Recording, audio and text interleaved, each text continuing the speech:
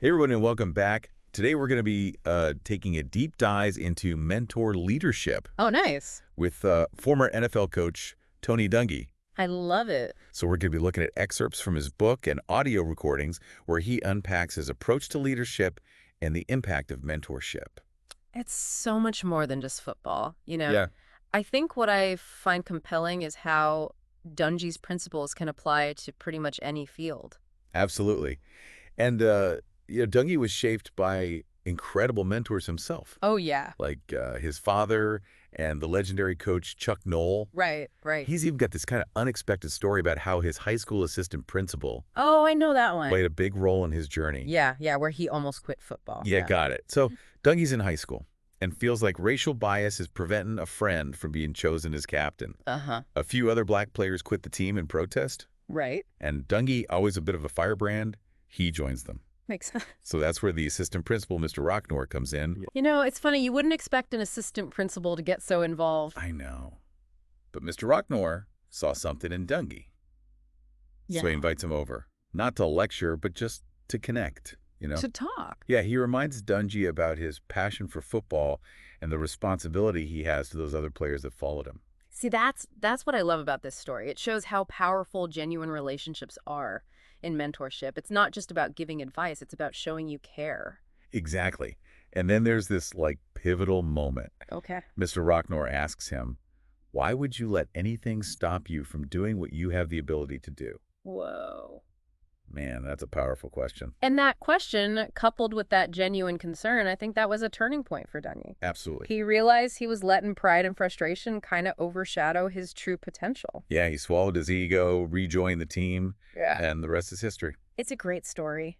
And it really highlights how mentors can come from the most unexpected places. Yeah, you can't lead in a vacuum. Exactly. And Dungy really stresses this point throughout his work. He says we are all role models, Whether we realize it or not. whether we realize it or not. And I think that's a pretty powerful concept. Yeah, it makes you think. It makes you think about the impact we have on those around us, even in those, small, everyday interactions. For sure. What kind of example are we setting? Now, Dungy goes beyond just acknowledging mentorship. Yeah. He lays out a whole framework for putting it into action. Okay, I like that. He calls them the 7 E's of enhancing potential. The 7 E's. Okay, I'm interested. What are those? So it's engage, educate, equip, encourage, empower, energize, and elevate. All right, a lot of E's. And he gives real examples from his coaching career to show how these principles work. So I am curious about the engage aspect. How did he build those initial connections with his players? Because, a football team's got to have so many different personalities. Well, he had this kind of unusual tactic. Okay. He would room his players alphabetically. Really? Yeah, Seems kind of random. I know. But he really thought it helped create this sense of equality. Interesting. Yeah. So everyone starts on an equal playing field. Did he get any pushback on that, though? Like, did players want to room with their buddies or guys from their position? Oh, yeah. He talks about Warren Sapp, who needed a bit of a different approach. Of course, Warren Sapp. Yeah, Big personality. right. So he had to adjust sometimes. That makes sense. I guess a one-size-fits-all approach doesn't really work in mentorship. You got it. And that leads us to the next eat, educate. Okay. Dungy had a lot to learn when he first started coaching, and he credits his mentor, Chuck Noll, for shaping his approach. Chuck Noll, legendary coach. Yeah, and Noll had this unique way of teaching. So when Dungy made a mistake, instead of yelling, Right. Noll would just calmly ask, what were you thinking on that play? Interesting. And then he would guide him toward a better decision. So it's not about berating them, it's about making them think critically. Exactly. It was about empowering Dungy to learn from those mistakes. I see. And those tough but insightful moments with Noll really shaped Dungy's own coaching philosophy. It shows how important it is to have a mentor who's truly invested in your development. And speaking of development, Dungy's next E, equip, he emphasizes that just teaching isn't enough. Right. You got to give people the tools and resources they need to succeed. Yeah. One example is when he reflects on the Super Bowl winning Colts team. Okay. He says they weren't actually his most talented team. Huh. So what set them apart then? Was it their team chemistry, their work ethic? What was it? He really emphasizes their unity, They performed as a cohesive unit. Yeah. They were greater than the sum of their parts. It's like that idea of getting the right people on the bus. Yes. It wasn't just about talent. It was about having the right players in the right roles. Makes sense. So when everyone can use their strengths, the whole group is elevated. And that's where the next E comes in. Encourage. Right. Dungy really believes in consistent encouragement, not just when things are bad, but even when things are good. Oh, interesting. He actually tells this story about a time when, even though they were winning, his players felt like they could never do enough to please him. Oh, wow. So he had created this, like, culture of fear almost. Yeah, it was a wake-up call for him. I bet. He realized that he'd unintentionally created an environment where his players were afraid to make mistakes. I think that's something a lot of leaders struggle with, finding that balance between constructive criticism and being encouraging. Yeah, it's about celebrating victories too, big and small. Absolutely. So he learned from that and started to really make an effort to show his appreciation for the team's efforts. Good for him. And that's not just about boosting morale. It's about building a healthy team environment. Exactly. Hmm. Where everyone feels valued and motivated. Yeah. Now, how about that next E? Empower. Empower. Well, that's all about giving your team the freedom to execute the vision you've created. Okay. He talks about the University of Miami football teams back in the 80s and 90s. Those teams are someone else. I know, right? So much talent. And the coaches instilled this culture of excellence, but they also trusted their players to uphold it. So the players themselves were holding each other accountable. Exactly. And then we have energize, Okay. where Dungy talks about inspiring and motivating your team, but not through fear or anything, Right. but through genuine beliefs and support. Gotcha. He has this great story about Coach Perry Fuel and kicker Ryan Lindell. Oh, yeah, I remember that one. Lindell was having a rough time, wasn't he? He was really struggling. And instead of criticizing him, Fuel just said, "I believe in you, son. Make this kick." Wow. And you know what? He made the kick, and the whole team's energy shifted. That's awesome. It was like Coach Fuel's belief in Lindell had this ripple effect. That's powerful. It really shows how a single moment of encouragement can have such a huge impact. And that brings us to the final E, elevate. Yeah, elevate. This one really brings it all together. Sounds like the culmination of all the other principles. Exactly. Dungy believes that the true measure of a leader is their ability to build other leaders, to prepare their team to succeed, even if it means those people eventually surpass you. That's a tough one for some leaders, letting go of that control. He talks about how he intentionally prepared his assistant coach, Herm Edwards, to become a head coach. Even though it meant Edwards would eventually leave his team. Right. And he doesn't just see this as applying to sports. He believes it works in every part of life. Interesting. Whether you're a parent, teacher, boss, whatever, elevating others is essential. So it's really about shifting the focus from individual achievement to helping others succeed. Absolutely. And to really show how powerful this is, Dungy shares this incredible story about the far-reaching impact of even small acts of mentorship. It really shows you the ripple effect Dungy talks about. Yeah. Even a small act of mentorship can have huge consequences that you don't expect. Right. Like, it reminds me of that couple he mentions who adopted a child because of his public service announcement. Where that foster care home. Yeah, that one. It's such a powerful story. It is. He almost didn't even do it. Really? Yeah, he was swamped with work. Oh, wow. But he made time to record it. Mm. And then later, he gets this letter from a couple who saw it late one night. And it moved them to action? Yeah, they adopted a child. That's incredible. It's amazing, right? Yeah. That child got a loving home. Wow. All because Dungy took a little time to help. You really never know the full impact of your actions. Exactly. Even the ones that seem small. It's mind-blowing. It is. It shows we all have the power to make a difference, even in ways we might not realize. Exactly. It really speaks to Dungy's belief that leadership isn't about personal gain. It's about leaving a legacy. Yeah, a legacy that goes beyond your own achievements. He talks about this idea of building others up, not just for them, but for everyone. Right. He uses the example of his assistant coach, Herm Edwards, who went on to become a head coach himself. Yeah. You might think Dungy would see that as a loss, but he celebrates Edwards' success. That's a true mentor right there. It's counterintuitive, isn't it? Yeah. You'd think holding on to knowledge and power would make you stronger. Yeah.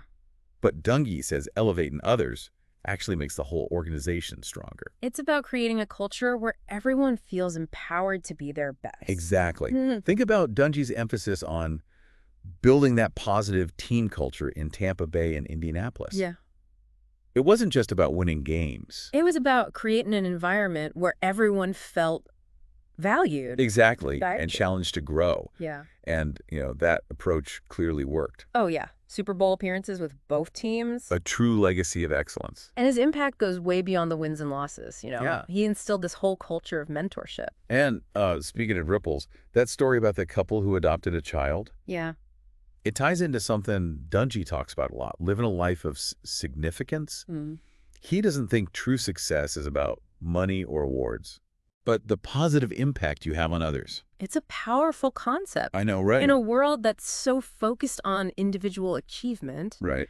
Dungy's challenging us to think about how we can use our lives to make a real difference. He talks about being present with those we mentor, Yeah. creating a culture of encouragement, Support. and empowering others to become leaders themselves. Mm. He really believes that's the ultimate goal. It's a tough challenge for a lot of leaders, Like- letting go of that ego, Right. the need for control. But Dungy shows us it's that act of elevating others that creates a lasting legacy.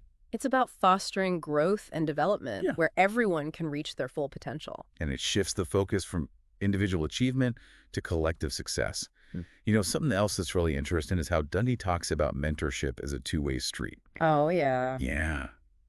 We learn from those we mentor just as much as they learn from us. Makes sense. He shares stories about how his players and assistant coaches challenged him to grow. He encourages us to approach mentorship with humility, Yeah.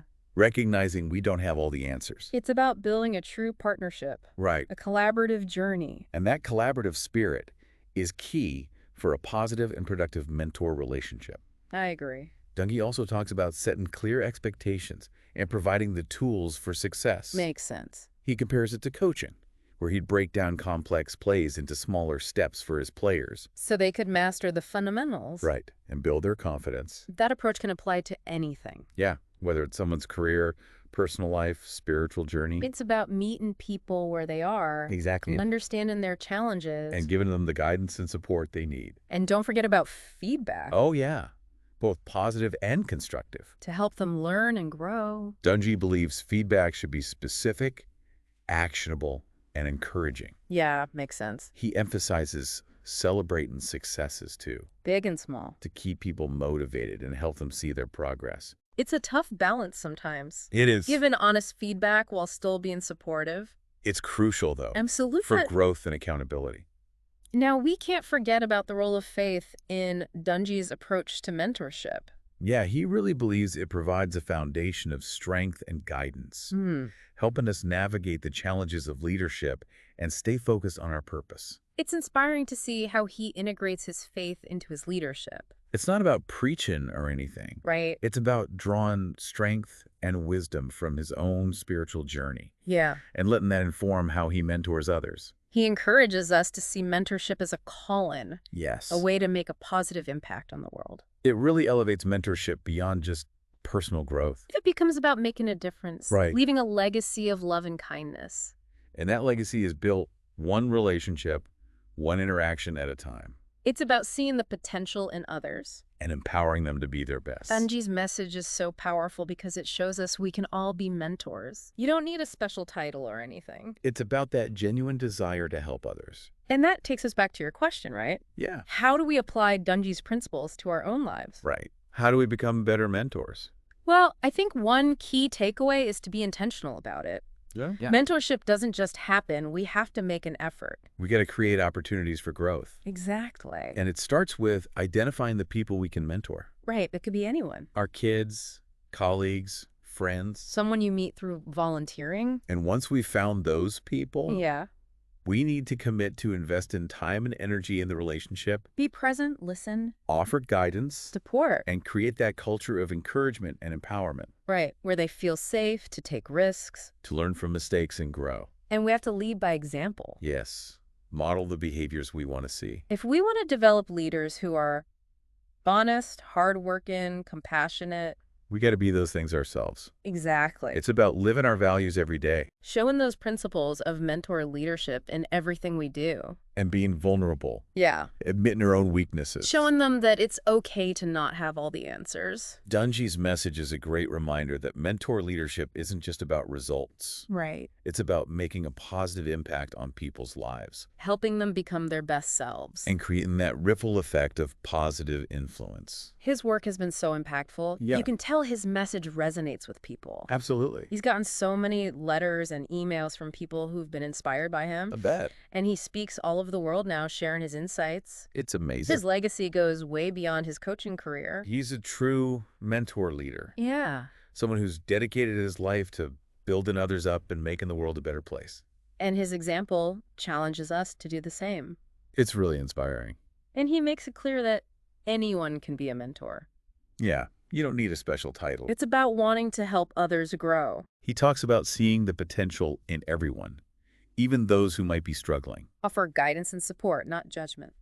And remember, mentorship is a journey, not a destination. It's about continuous learning and growth. For both people. Yeah. I really like how Dungy mixes practical advice with deeper insights. Yeah. His 7 E's are a great example. Those E's are really helpful. Engage, educate, equip, encourage, empower, energize, elevate. Wow, that's a mouthful. I know, right? But it's a powerful framework for any leader. And he's not just talking about being a better leader. Right. It's about being a better person. Absolutely. He talks about character, integrity, humility, leading by example. Being someone others can trust. Exactly. And mentor leadership is about serving others. Not about self-promotion. Right. And Dungy's approach is so compelling because it's authentic. He's not trying to sell us anything. He's sharing his own story, his struggles and triumphs. And that makes it so relatable. It gives us hope Yeah. that we can make a difference. No matter who we are. If you're looking for a guide on your own mentor leadership journey, check out Dungy's work. His book and audio recordings are packed with wisdom. So before we wrap up, I'm curious, what stood out to you from this deep dive? You know, that story about Mr. Rocknor, the assistant principal, Yeah, it just shows how even a small act of mentorship can have a huge impact. it's incredible, right? It is. Imagine if Mr. Rocknor hadn't connected with Dungy. Yeah, who knows what would have happened. We might not have had Tony Dungy, the coach, the mentor, the leader. So true. It reminds us that we never know how much we influence others. Yeah. So to everyone listening, I hope this has inspired you to embrace mentor leadership. Mentorship isn't about being perfect. It's about showing up and wanting to help others grow. And like Dungy says, yeah, even small acts of mentorship can change the world. So let's all go out and be the mentors we were meant to be. I love it. Thanks for joining us for another deep dive. This was great. We'll see you next time.